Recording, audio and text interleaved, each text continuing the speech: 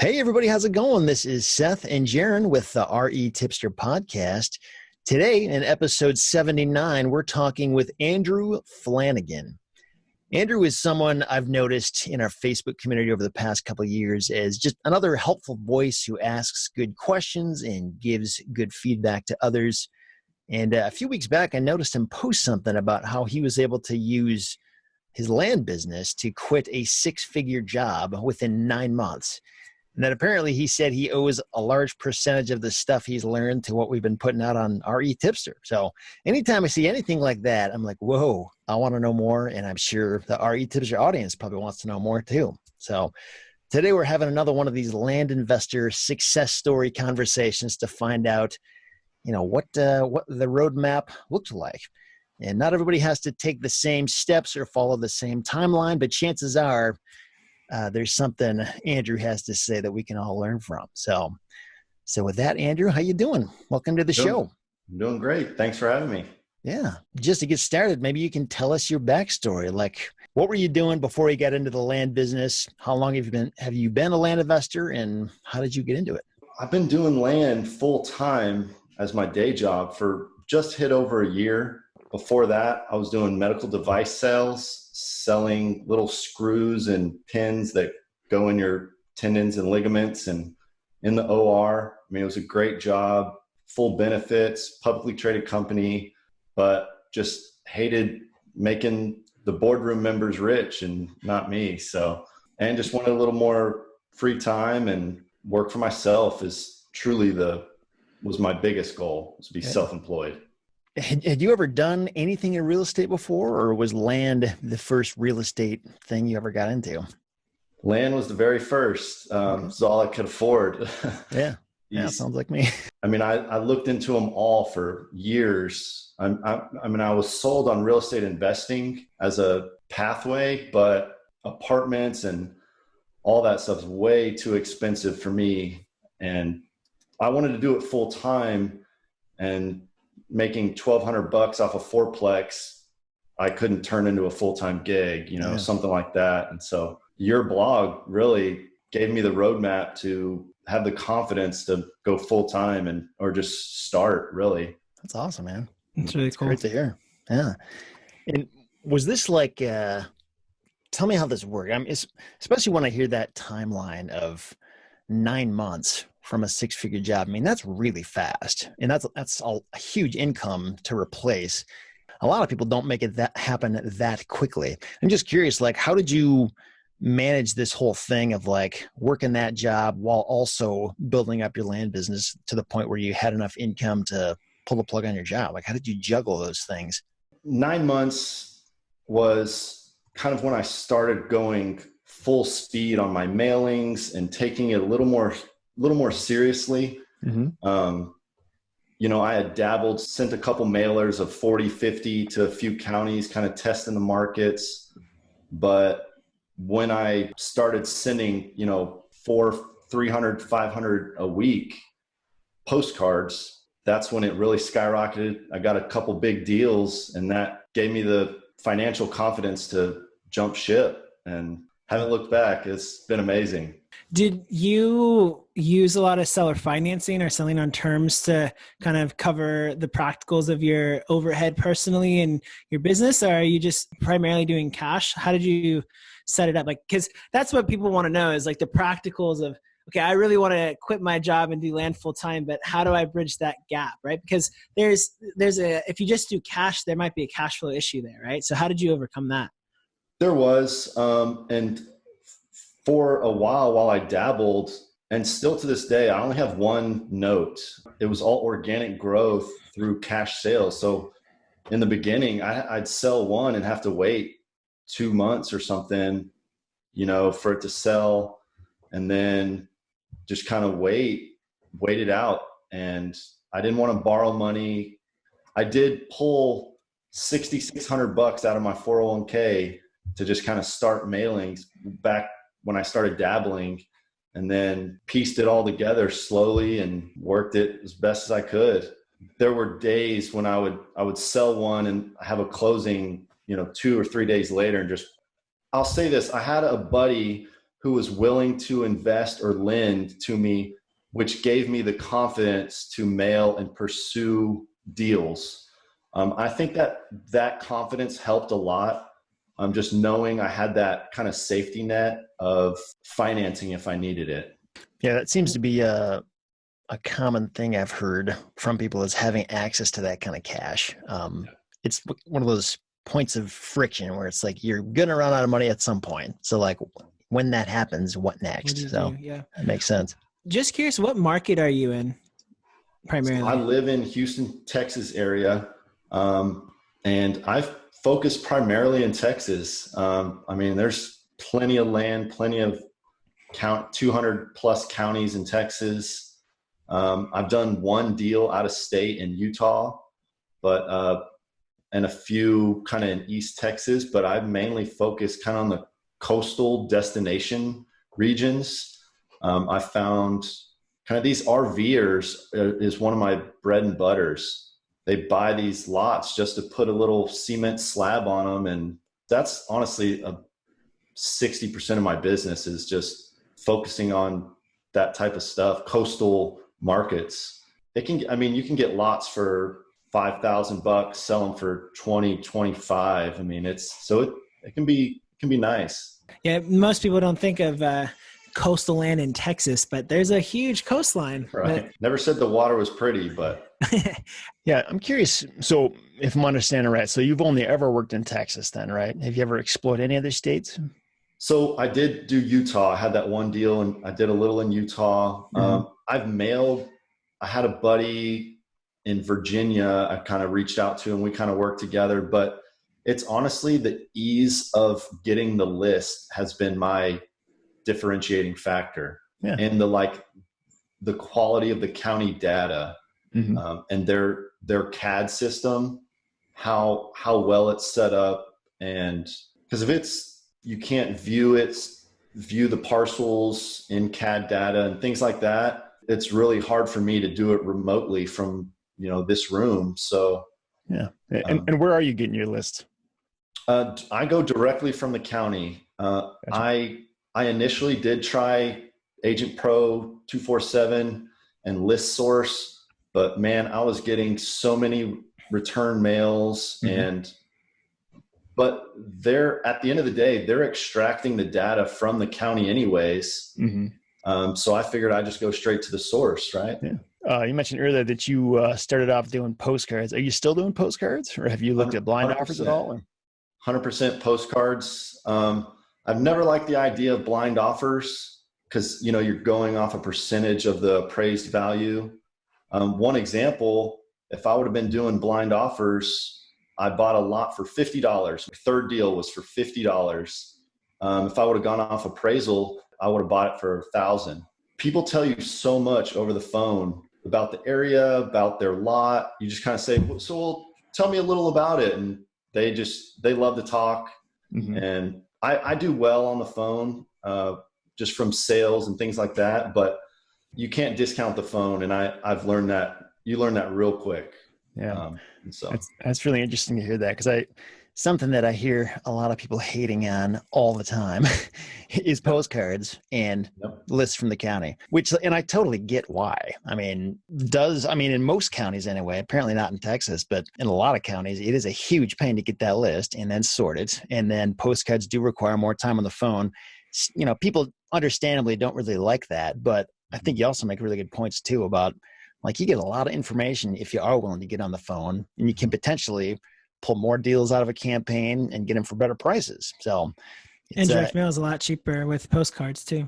Yeah, it's not something you want to just across the board. Nope, they never make sense because they do in some cases, especially depending on what you enjoy doing and what you're good at doing. So I would never want to just across the board throw something out. So, hey Andrew, I have a question about pulling a list from the county. Are you getting them typically for free, or are you paying a small fee to the county? What does that look like? I email them directly and just ask for it, and then they tell me the fee, and it's usually anywhere from free to $350, but I won't pay over probably $100 if it's a quality county, but average probably 10 to $50. Little key that I've found is half these counties, if some of them have like an FTP site that they give you the login info and password, and they never change it. So once you get it, you have their code and password. I've done that for multiple counties. Just refresh it every That's 6 awesome. months. I never thought about that. Huh. Yeah, and that's something that I think confuses a lot of people when they get that. They're like, "What? Like FTP? I don't. Just give me an Excel file and I'll be good." But that's a nice little hack there. Your video on YouTube, your YouTube helped me extract that like TRP file or whatever it is, massive file, and you put the little lines. Yeah, but that's a game changer. I mean, so It's awesome, man. Very cool. Like I told you, I've learned 80% of my junk from you. I mean, and I'm just the stuff that's junk, right? Yeah. I'm joking. No, I appreciate that. That's actually really, really encouraging. A lot of times, like, I don't know who reads this stuff. I mean, I'm sure somebody's finding some help from something, but like, it's hard to draw any correlations or see examples. So it's really cool to see, what you've been able to do with it. So I'm curious, when you're picking certain counties like this in Texas or wherever for that matter, like in the beginning, were you just kind of like picking them at random, or did you have some rationale as for why you were picking certain ones? And then the ones that ended up working the best for you, how did you end up landing on these most ideal places where you can keep going again and again for deals? Great question. Well, again, I mean, I listened to you. I went an hour or two out from each major city. I mean, we have 3 or 4 big cities in Texas, and you kind of figure out quick that Texas is big. And if you've ever driven across it, I mean, people aren't going to buy in the middle of nowhere and pay utility, because in buyers, what are they doing? They're building houses or some sort of vacation spot, and they can't do much with it in the middle of nowhere. So I did the 1 to 2 hour drive out from each major city. I literally printed out a county map of Texas and emailed every single one and asked for lists, and the ones I got, and there's kind of quality counties that I got, and kind of just whittled it down. I try and keep it simple. I mean, everyone's trying to complicate things. I mean, I don't even input my deals off into the computer until they've accepted the offer. I mean, inputting data, taking it out, like, it's just not my style. And so for a lot of people, I know selling is sort of like the big bottleneck. That's where things sort of get stuck. Have you experienced that? Or if anything is a bottleneck in your business, what do you think that is? And have you found any creative ways to overcome that? I think it is selling at the end of the day, because I can always mail and always get deals, but I try and get cash sales always. Actually, just seen the benefits of my note. They're paying a large amount each month, but I like cash sales. And so I just went to a realtor I have a couple big deals, large dollar amount deals. And so I just put those with a realtor. And I'm also selling close to retail, 80 to 95% retail for cash. And so I'm aware that they're going to take a little bit longer to sell, and I'm okay with that. How long does it take typically for the average property to sell? I'd say 1 to 4 months, but 2 to 3, really where it's priced at and the quality of the property and what improvements I've done too. I like to throw in a culvert and get the survey and kind of mark it off, maybe brush hog it, clear it, just so people can see it, visualize it, see the property corners, and access it with a culvert. I mean, super easy, super cheap, just little things like that. I think sell them quicker. And so that's a good idea.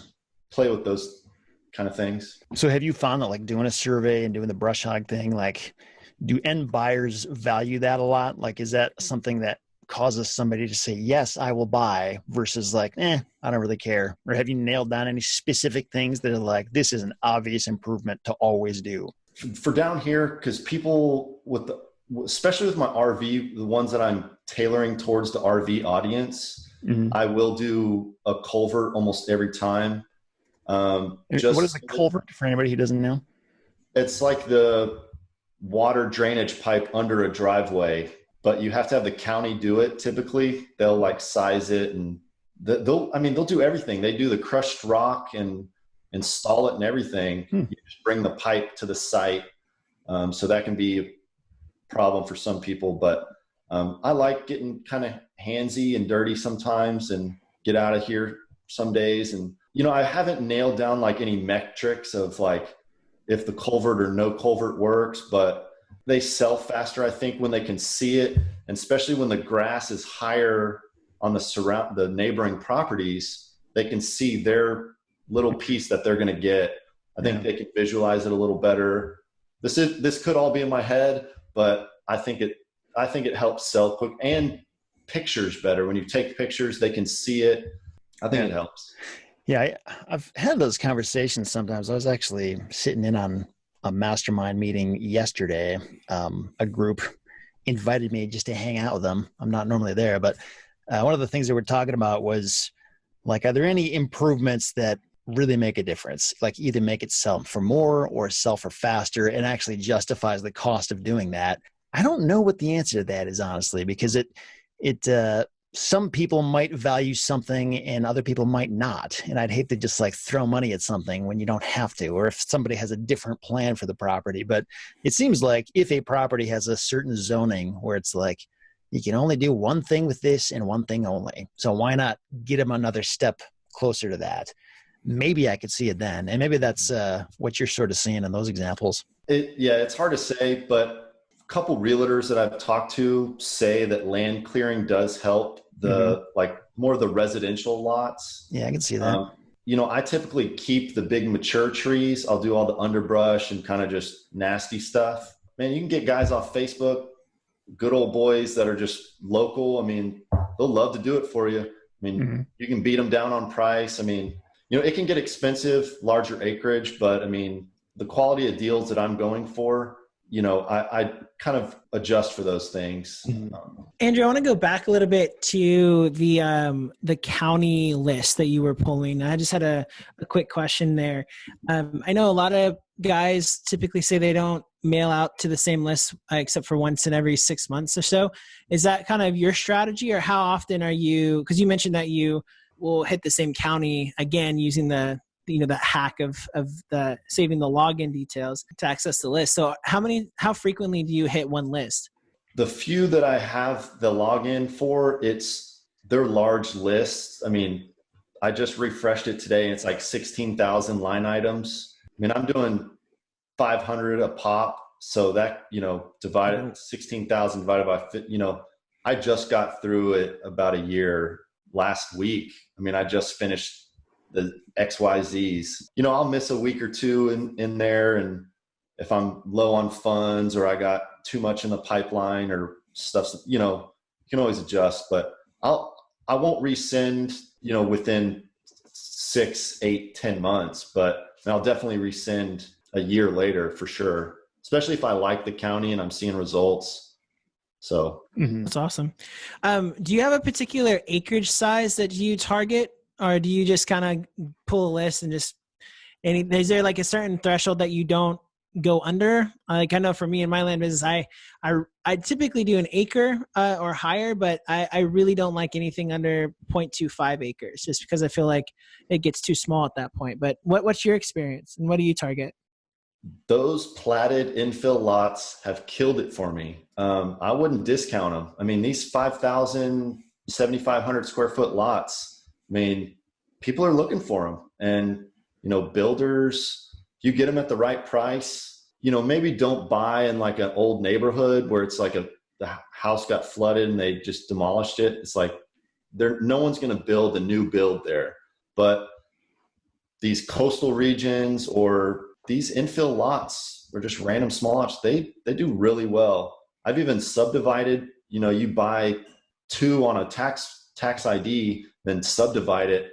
And that's one of my home run deals. So yeah, that's awesome. I love them. Maybe you can tell us about your home run deals. I mean, I know sometimes I don't want to draw too much attention to these because obviously, like, it's the ones that are out of the ordinary. Like, you shouldn't expect this all the time. But just for the sake of showboating, maybe you can tell us what's something you're really proud of. Like, what was an awesome deal that had just amazing numbers? So I was thinking about this. One day I was super tired and he called. I was on the phone. I was just trying to get through my calls, and I didn't really even I didn't think I could afford the lot. So I said, okay, 12,000. And he said, okay. I was like, wait.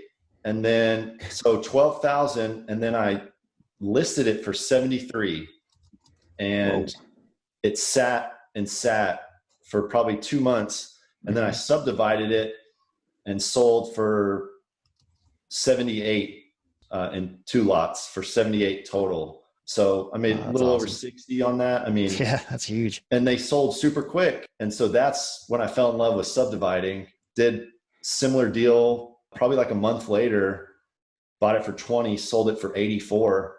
Man, that's awesome. So what's involved with subdividing in that? Because I know sometimes it's like super easy. Other times it's super complicated.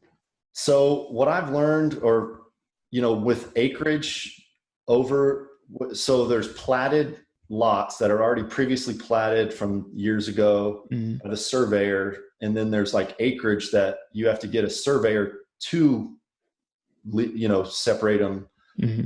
But if they're already platted, and I literally just email the county and they'll just do it and send me a new tax ID number and a new legal description. And it's over. It's free. It's over. Shoot, man, I feel like I need to get in Texas.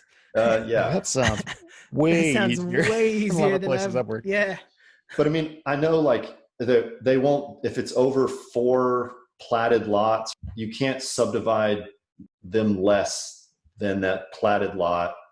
And if you want to go more than 4 lots or something, they make you do surveys, and there's a little more restrictions once you get higher up. But if it's like a 3 platted lot and you just want to separate them into 3 tax IDs to sell them as, then simple email. I mean, around here at least, it was killer. It was a killer deal. Yeah, that's pretty cool, man. Now, with surveys, I'm just curious from your experience. So if you want to get a survey on a property, just like a basic drawing and just stake the corners so people could see on site where it is, how much are you usually paying for that kind of survey?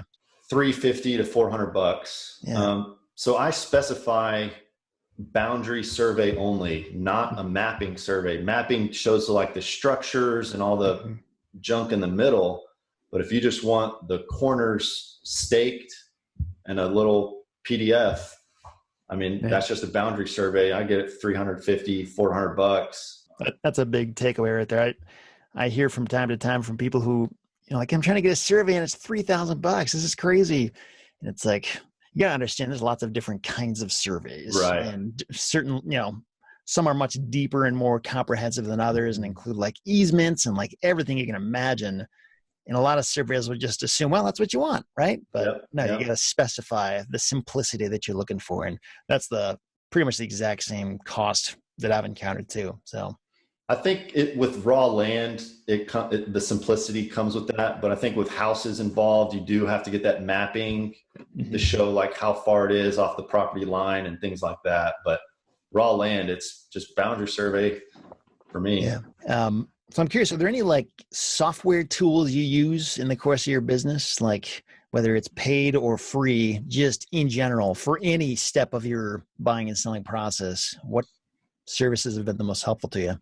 Once I started getting more than like 2 or 3 deals in the pipeline, I use free Podio still to this day, just to kind of keep track of the name, the size of the parcel, kind of the stage it's in. And that's about it. And then, I mean, I still use a free Google Voice. I was buying in my name for the first probably 10 months. And then I finally switched to a LLC. But I mean, I try and keep it super simple, super cheap. I'm cheap in general, but I think we try and overcomplicate things. And I mean, I have a Wix.com website. I mean, super easy, and I still get submissions. I mean, But Cool. Yeah. yeah, Awesome. Yeah. You don't have to spend a ton of money to make stuff work. Yeah, man. PO box. That's about it. When you say that you're cheap, if you're willing to share, you don't have to. But like, how much money were you working with when you started out? Like, were you just pinching pennies, or did you have a big slush fund at your disposal? So I started with that $6,600 out of the 401k Mm-hmm. and started just mailing.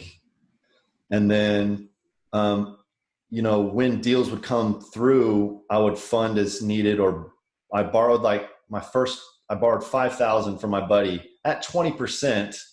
Wow. I was giving my friends and my brother-in-law later 20%. Now I dropped down to 15, but if anybody's out there looking for deal, I was just shoestring budget. I mean, and that, again, I didn't have money for a $300 LLC. I mean, no assets to protect and minimal, PO box just to keep a little anonymous.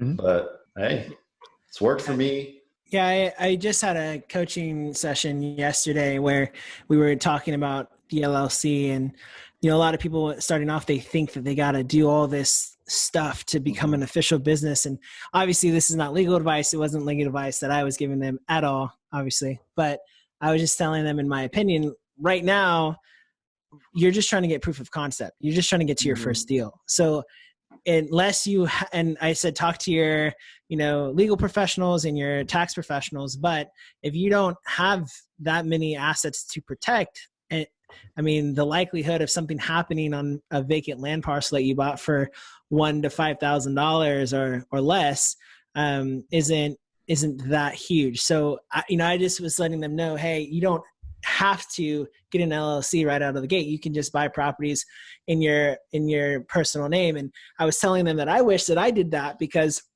when I first started my land business, I started in Indiana, but I didn't know what I was doing, and I didn't know what the future of my land business was going to become. And now I've switched everything to Florida. So I started off with an Indiana-based LLC that I don't use anymore, but I paid money with Rocket Lawyer to get it set up, and it was wasteful. So again, you got to have, everybody has a unique situation, and you got to talk to the right professionals about your unique situation. But for a lot of people out there, it might be a good option just to buy things in your personal name to get a couple deals under your belt and then figure it out from there. The only reason I even put it in an LLC is so my wife wouldn't have to come to closings to sign off on the property. I mean, she was getting more annoyed than I was. So that's awesome. Yeah, that's the only reason, really. And just to be anonymous-ish. Yeah, it gives some separation there. Well, hey, I wanted to ask you, Andrew, for those who want to go full time, but they feel stuck in their day job, like everybody has different circumstances, but bills are bills and they're not fun. Why do you think that people get into that situation? How do you think that they can get out? I mean, you took, you had a great job, you were in a great situation, and you were able to transition out within 9 months. So I guess this is a two-part question. One is why do you think that people get caught up in that situation where they emotionally feel stuck, where, when you remove their emotion out of it, they can easily just leave, or they can just figure out a very clear game plan. And then a second to that, how did you personally do it? What was your thinking process? And did you deal with any personal anxiety? What was your process there? Financial security is a real thing, and to be uncomfortable, and no one wants to go down financially, right? And I didn't have any kids. We're expecting, but my bills aren't going to get any cheaper than they are now. And my kids' daycare bill is not going to get any cheaper than it is now. So I said, this needs to be the time that I start. And so I just went full bore. But I think someone mentioned, people do it out of comfort. They're not uncomfortable enough. I was very, very uncomfortable and just loathed what I was doing. Yeah, it provided, but I didn't hop out of bed every morning wanting to jump into surgery. It was cool. Wasn't super hard, but I almost felt like I was doing my company a disservice as well, just by not giving it my all. And I think just the fear of failure as well. Honestly, I don't think I'd be sitting here if I didn't have the clarity of of the steps to take through Seth's blog. I mean, that's why I'm so like, Seth, but because I'm one of those calculated people that need those steps kind of laid out for me to make that leap of faith. And at one point, I got so uncomfortable. I just said, no one's going to show up on my doorstep with financial freedom. So I just bit the bullet. I mean, what are all these people talking about? It must be real. So I got to try it now, or I'm going to be 60 regretting it. And man, I'm so glad I did it. Like, this is like a dream come true. I mean, my biggest goal was to be self-employed. I wouldn't say I'm financially free through like passive real estate, but self-employment was the biggest goal at the time. Mm-hmm. And so I'm just obsessed with land. That's so cool, man. It's so good to hear your story. I mean, it's just a breath of fresh air to hear another example of somebody who kind of made it and just took the risk and it worked out. It's awesome, man. Yeah. Thank you. For other people out there who maybe they've heard about land or they're considering it, but they're like, I don't know if this is for me. I just don't know. Like, do you have any advice for people, whether they're holding off because they're afraid or they're uncertain, or even if like they've already started and they're just figuring out the ropes? They don't know exactly what market to go in or what to do. I don't know. Does any advice come to mind for you that you would give to them? Yeah. I mean, the biggest reason I chose land was cost barrier. I mean, it's so cheap to get in. And if you're sold on real estate investing, what are all these real estate investments built on? They're built on land. I'm cherry picking these lots and I'm keeping a few for my portfolio to build things. I mean, I almost built a shopping center a couple months ago, but kind of backpedaled because of the virus and stuff. But I mean, the opportunities given to me through land has just been incredible. I think we think we can't jump to another niche of real estate if we just stay in land. I don't think that's true. I mean, you have a few rental houses, right, Seth? I did. I sold them off last year. Oh, cool. It's not because I'm out forever. It's just people were paying crazy high prices for them. So I figured I'd take advantage of it. But yeah, land isn't the final destination for me either. It's just kind of it's a really good cash machine to get exactly to take the next step. I'm just trying to build the bankroll to build, I'm debating between large apartments or stuff like that, or kind of self-storage and RV parks. They're big in Texas. And so I'm kind of still up there, but I'm just enjoying my time with my wife and being self-employed, really. Yeah. I thought about that too. The whole idea of developing something, building from the ground up. I mean, normally that's, there's a fair amount of risk in that. And I think there still is, even if you get the land super cheap, but the ability to buy land for pennies on the dollar, it's really a huge hedge of protection against that. If you get a good location, it makes it way easier if you want to pursue that. So yeah, I would agree.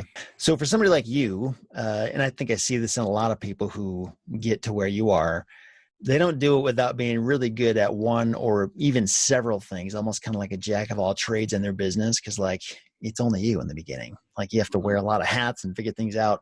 Do you think, is there any particular attribute of yourself or your personality or the way you think that has been the most important factor of your success? Like, is it because you're good at sales and talking on the phone, or is it because you're able to multitask? And I don't know, what comes to mind for you?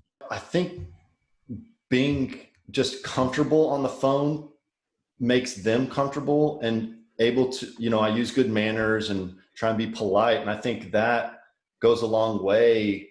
I mean, over the phone, they're trying to fill you out. They don't know if you're just some sketchy dude trying to scam them. You use manners, follow up, and just being consistent. That people emphasize that, but you don't really get that until you're in it. Just consistently mailing. Like if you mail, they will call. Tried and true. So have you, on that note, have you ever had a month where you mailed and it just bombed for whatever reason? Like it was a fluke of a thing where it's just like, I just didn't get any calls from this campaign? There was the P's. I typically mail by like the letter. And so the P's just didn't do too well for me just a couple weeks ago. But I think it's by county. The quality of the county list. And I spend a good amount of time scrubbing the list I think that's critical. And so I focus on that. And I don't know if I could ever outsource that to a VA or something. I mean, because I see things, and there's little things about list scrubbing that you can't just teach. Yeah. I remember the first few delinquent tax lists I ever got from the county. I spent, man, I'm like embarrassed about this, but I spent maybe 5 to 8 hours per list just scrubbing it, just like trying to get to all, only the right people on there. And they did do really, really well. And I'm curious, how much time and effort do you spend per list scrubbing that? And what specifically are you looking for? I've nailed it down. I got a few like shortcuts and hotkeys that I can use. But I'm still spending a couple hours on these lists. I mean, they're, 20,000 line items, 16 when I'm done. But, I take out LLCs like you've talked about, and I have a full little list of little things I take out, like county, Inc., like incorporated, LLC, corp, company. I take out all those types of things, but I leave all the names and states. But I think trial and error, honestly, you see who calls and who doesn't, and slowly building your process. I know another issue that commonly comes up with that kind of list is the inability to separate land from houses on the list. Like, I want only land on this list, no houses. Is the county able to do that for you, or have you found an effective way to make that work? I'm lucky that the county that I love mailing to, that I've been referring to this whole time, has land use codes that can, C1 through Ds are all just a type of land. A1, blah, blah, houses. So just cut those out. And I mean, I'd be spending 5 times as more money. That's an important point, because I think a lot of times those lists, they do come with that information, but like you as the person scrubbing it need to understand that it's there and what it means and how to actually use it to filter your list. And that's usually not obvious for a first timer going through a list. Right. It's a good point to look for that. And if you can, you probably have the filtering criteria you need right there. You just have to be aware that it's there. Is there any stuff we should be asking you that we're not, Andrew? Any big discoveries, or I don't know, any other advice or big things that you've learned in your time in the land business? Nothing comes to mind. That's a pretty open-ended question. That'll be unprompted. Yeah. I want to emphasize just keep mailing. I mean, and just stay at it. I mean, persistence is key. I mean, I know it's super cliche, but it works. I mean, it really does. Yeah. I'm sorry, go ahead. I was super skeptical of just this flimsy postcard. Which one of us have truly responded to a solicitation in the mail? Actually, the personal letter postcard template, I had gotten one of those from a completely different company. It wasn't exactly that, but the font was the same, and something about it. It was a weird thing that clicked in my head that made me think, man, I wish I could remember what it said, but I just remember it was just so unusual that I would get a postcard that said this specific message, and I actually called the number. It ended up being just something stupid and hung up, but still, it made me take action based on that. So I don't know, there's something, maybe it's because it's so unusual. I get plenty of junk mail from credit card companies and stuff like that, but it's pretty rare I get junk mail that looks quite like that on a postcard like that. So maybe it sort of sticks out somehow. I'm really clear on my postcard. It's bright yellow. One side says notice. So they probably think it's some bill, but they're in New Jersey and they see this bright little yellow postcard about a lot that was inherited to them, 20 years ago that they've been paying on that, perfect timing, and they call, and it's magic. I don't know. Yeah. Do you have any virtual assistants or people or services that you hire out on a regular basis? Nope. Let's just back to the cheap part. I'm just super, but again, the few critical things that I could source out, I don't want to, list scrubbing. I don't want to source that out. I don't think I'm at the volume level to be doing that. I want to get in on some SEO maybe for my website, I mean, I take every single call, or not live, but I call back every single person and analyze every single deal, because at the end of the day, analysis is the biggest key as well, I think. And no VA is going to know the local market. I live around here and know the area well, and certain neighborhoods I don't want to buy in and things like that. So yeah, you kind of sound like me. I had a really hard time letting go of anything. Like I just didn't trust anybody to do anything right. And, you know, there's some validity to that. I mean, people will screw stuff up and they will cut corners and they're not going to care as much as I do. But still, like at some point, you do become the bottleneck. If there was any one thing, if you had to pick anything to put up, you know, get off your plate and give to somebody else, like what do you think that would be? Like what would you trust somebody to do? maybe the ads, Like posting listings on websites and stuff? Yeah, and like renewing and replacing them throughout, you know, the places we put them.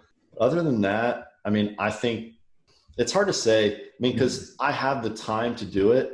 And I think, you know, until I'm like super busy, you know, I don't think I should be paying someone when I'm sitting on the couch. Yeah. What website has been most effective for you at getting your property sold? Zillow and Facebook, really, and Craigslist. Those are really the only three I use. Free. Of those three, which one is most impactful? I'd probably say Zillow, just because it's got a large audience and it's got the mapping feature. You can't really map on Facebook yet, or that I've seen, because they just see them in the feed or whatever. But, well, you know, then the groups, though, Facebook groups, I'm in all the local buy and sell groups of that area. So those help as well, too. So I don't know. Hard to pick this one. Yeah. Facebook, probably, if I had to choose. I don't know. Yeah. See, I'm super fickle. It's luckily, you tough, don't have to pick one. It's really interesting, though, because, you know, when I tell coaching clients in the land business that the best websites to sell properties on are free websites, like sometimes I get some pushback, like, are you sure? Like, how does this work? And I just tell them, hey, sometimes it just takes time to sell a property. But if you're listing them on Facebook Marketplace, buy sell trade groups, Craigslist, and Zillow, you're going to be fine. And to be honest, I subscribed to Lands of America for an entire year, and I didn't really have any luck selling on that property. And it's expensive. The mid-tier, the one I was paying was $320 a month. Ooh. And I didn't, they lock you in for a year. So I think that if you're doing more premium property, like, you know, in the 50,000 plus range, like maybe there's some opportunity there for bigger, more expensive stuff. But for what I do, I haven't seen any benefit from it. And even I did another one, I forget what it was, I think Land Century or something like that. It was like $50 a month. I didn't see anything from that. The bulk of the sales have always come through those free channels. So, yeah, I mean, I would think about putting on one of those paid websites if it was like a large, you know, 20-acre farm property or something, a couple $100,000. But I mean, I got a realtor.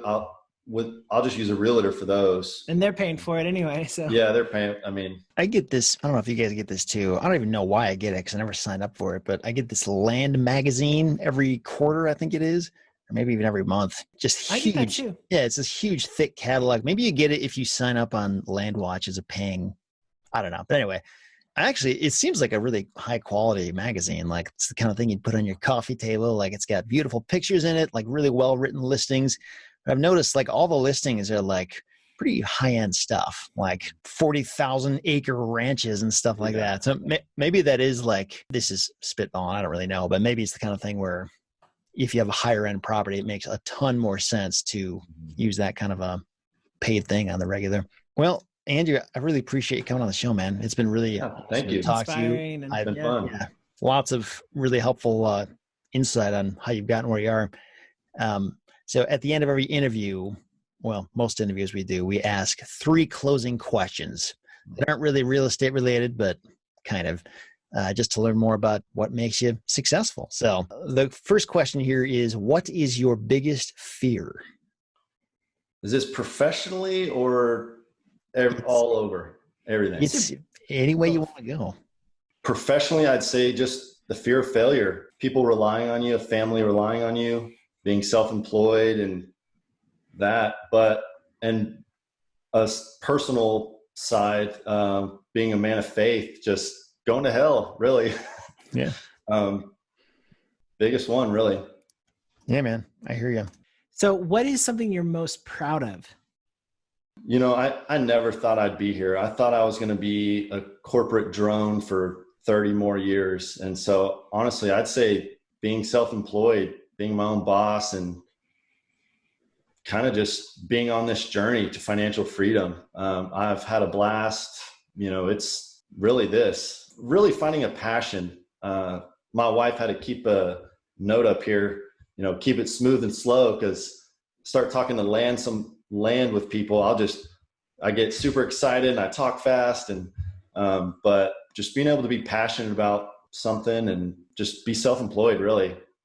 Yeah, that's huge. But it's funny when I talk to people who they don't care about that. Like they are totally cool just working a job. And I guess, that's cool for them. But it's weird how we're wired differently, like some people need that autonomy and freedom and others don't need it at all. But I don't know. And then there's hybrids out there like me, where I'm definitely wearing the employee hat, right? But it's the you got nature, the autonomy though, right? Yeah, and it's weird how my career has developed into this kind of in between, where I have a lot of the perks of being self-employed, but I'm not self-employed. It's just interesting.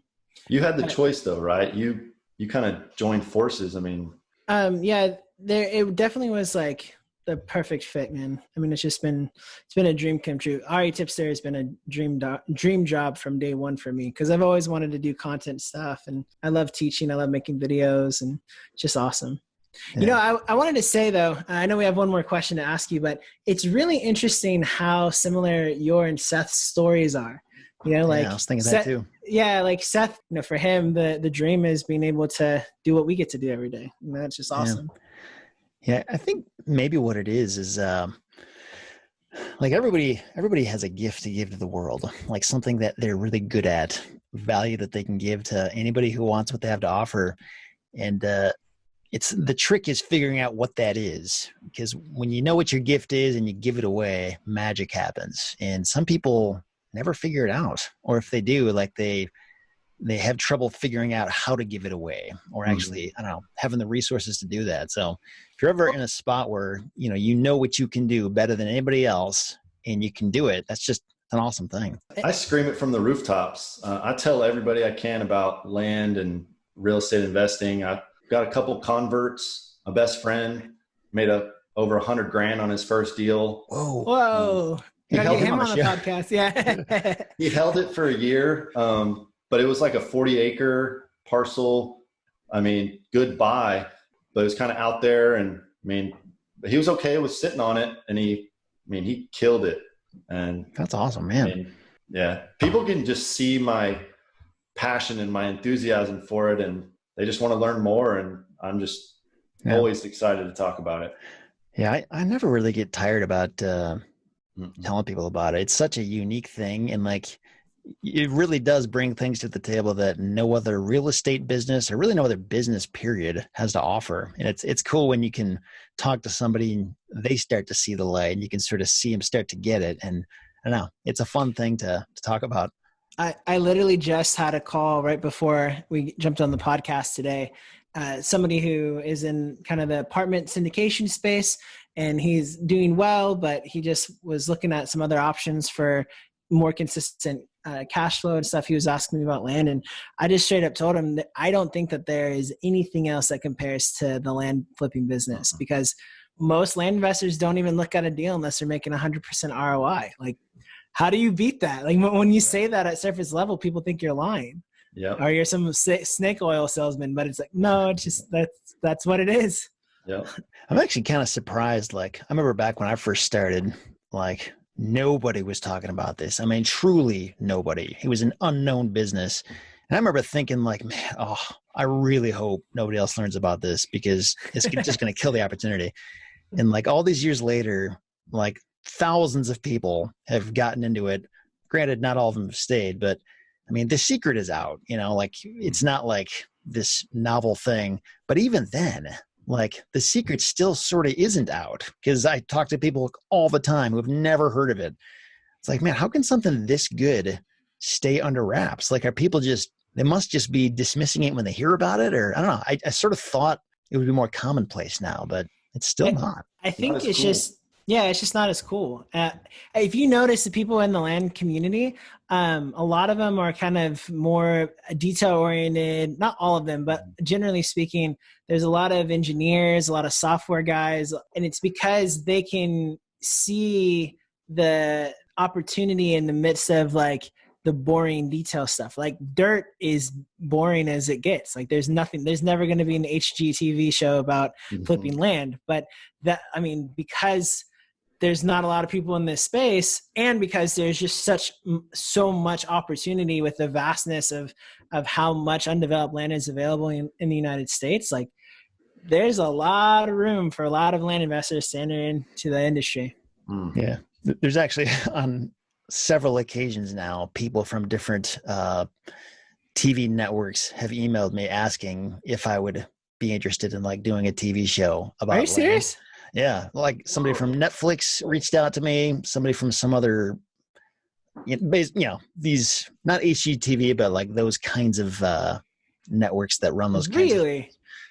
But like without fail, and like I know this before I even get on the phone to them, I tell them how it works, and they're like, "Oh, okay, anybody in any other real estate business who wants to do it?"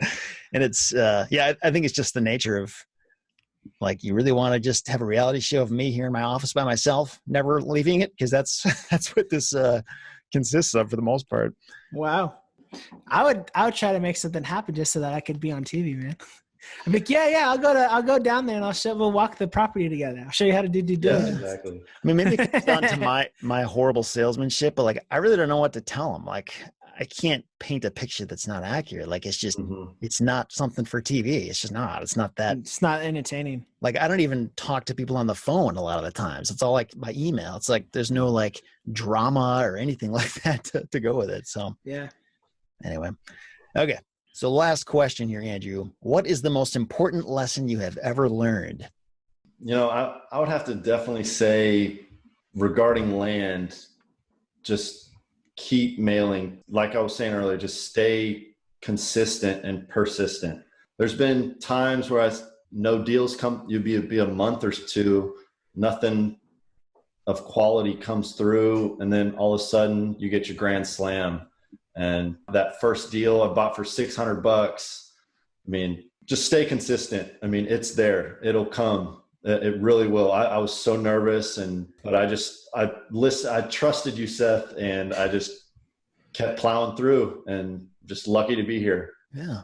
It's awesome. And actually, I know this is a very common thing. I've experienced this, and I hear this all the time from people who, like, it sort of comes in waves where they spend a lot of time sending out mail, then they get a huge influx of deals, and they kind of work those and get them sold. And while they're selling them, they're not sending out more mail. So they're sort of like going through the cycle.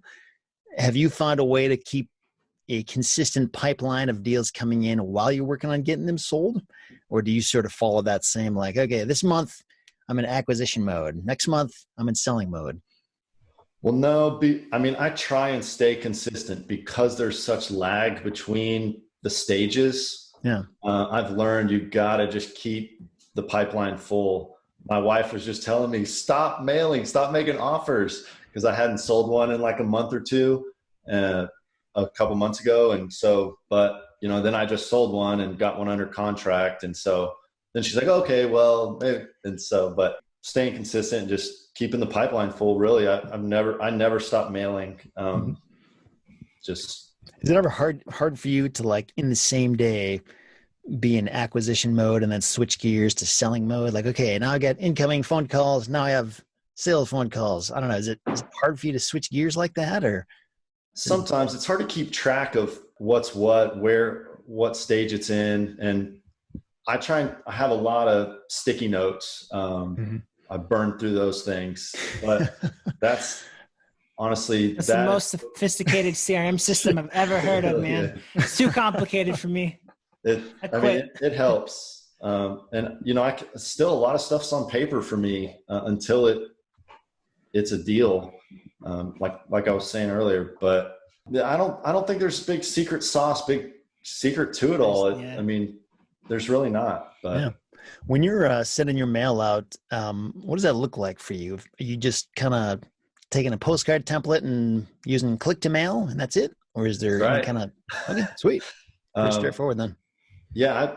I adapted, everything you've said, I've kind of adapted to fit, and I go for a certain type of deal. I don't do those desert lots for $500, stuff like that, but just standard template. But I'm very clear about, I want your vacant land in blank county, Texas, or whatever. So they know right off the bat.